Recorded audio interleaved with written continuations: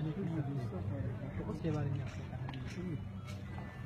جی بالکل، بہت ہی بہادر افسر تھے اور بہت ہی شاندار کیریئر رہا ہے ان کا، اور دہشت گردی کے خلاف جنگ میں انہوں نے بہت ہی بھرپور کردار ادا کیا ہے۔ کئی کامیاب آپریشنز جو انہوں نے جس کے نتیجے میں کئی حملے بھی ہوئے ہیں، زخمی بھی ہوئے ہیں، خودکش حملے بھی ہوئے ہیں ان کے اوپر، تو یقیناً بہت ہی افسوسناک عمل ہے، اور میں یہ سمجھوں گا کہ یہ ایک بہت بڑا المیہ ہے اس ریاست کے لیے کہ ایک اتنا بہادر پولیس آفیسر جس نے اتنی قربانیاں دی ہیں اس ریاست میں، اس کے ساتھ اس طرح کا عمل ہوا ہے، تو ایک بہت ہی مایوس کن قسم کی صورتحال ہے۔ جتنے بھی فورسز ہیں، اگر چاہے وہ بیوروکریسی ہے یا پولیس ہے۔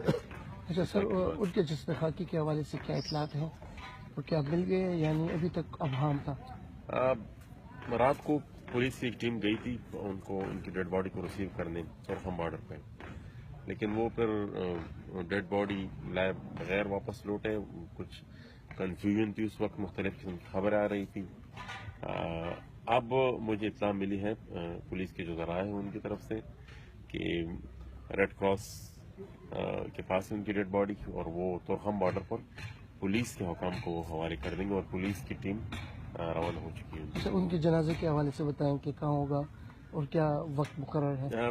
تو ڈیڈ باڈی جیسے ہی ریسیو ہوگی اس کے بعد ہی ہم ٹائمنگ کا اعلان کریں گے، لیکن جنازہ اس کا یہی حیات آباد پشاور میں ہی ہوگا۔ تدفین بھی یہیں بھی ہوگی، حیات آباد میں۔ اچھا، ایم این اے صاحب یہ فرمائیے کہ آپ خود ایم این اے ہیں، ممبر قومی اسمبلی ہیں، 27 اکتوبر کو غالباً شام کو لاپتہ ہو گئے، اغوا کر لیے گئے۔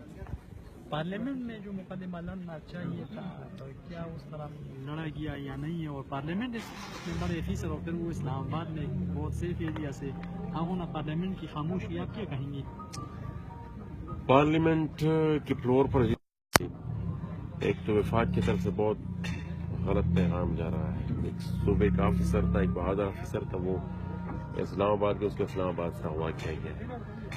دوسرا یہ جو مجرمانہ خاموشی ہے ریاست کی، عوام کو یہ تو بتائے کہ کون وہ لوگ ہیں جس، اور ہمیں یقین دہانی بھی کرائی گئی تھی کہ 2 دن کے اندر آئی جی پولیس اسلام آباد سے ساری انفارمیشن لے کر ہمیں پارلیمنٹ کو بھی اپڈیٹ کر دیا جائے گا، لیکن میرے خیال میں اس سلسلے میں خصوصاً اسلام آباد پولیس کا رول بہت ہی مجرمانہ ہے۔ باقی تو جن یہ دعویداری ہماری ریاست کر رہی ہے، ہم یہ اس طرح کے ڈرامے یہ پچھلے 15 سال سے دیکھتے آ رہے ہیں کہ کوئی بندہ ہو